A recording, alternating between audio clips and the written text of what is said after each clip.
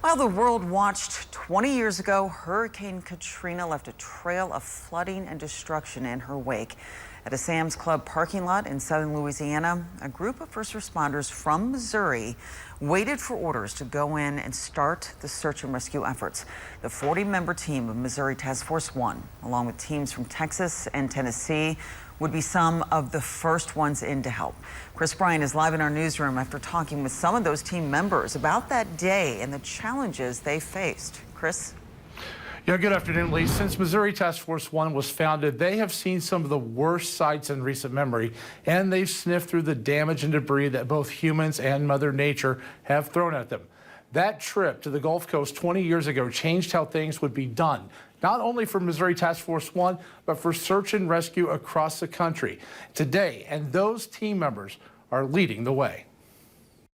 Every day, the state police would bring us an Excel spreadsheet of all their 911 calls. It was quickly apparent Task Force 1 rescuers were going to need more boats and people, and they put out the call for help. Said, go to the Sam's Club parking lot, stage there, we'll come and get you.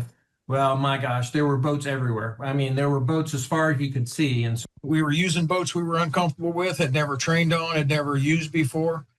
Putting their lives on the line in more ways than one, while frantically working to transport people to safety. There was shots being fired in the neighborhoods that we were working. We were matched up with some tactical law enforcement teams, Chicago SWAT, a variety of different SWAT teams. And quite honestly, Chris, when it started to get dark, those guys said, we're leaving and it's time for you to leave as well. 20 years later, the lessons from Katrina have helped to improve response. I think it really did, Chris. There was a matrix that was built following Katrina that said that if it's a Cat 3, you get this many teams, a Cat 4 get this many, Cat 5 gets this many with management components and that kind of stuff.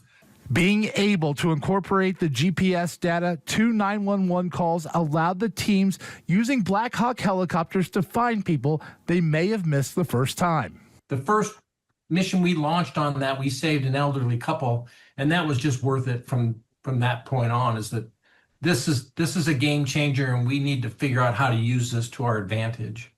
Learning how to rescue people from attics is now standard part of training for team members. A lot about tracking ourselves, making sure we know where we're going, and not having to waste time, rescuing the same place over and over again.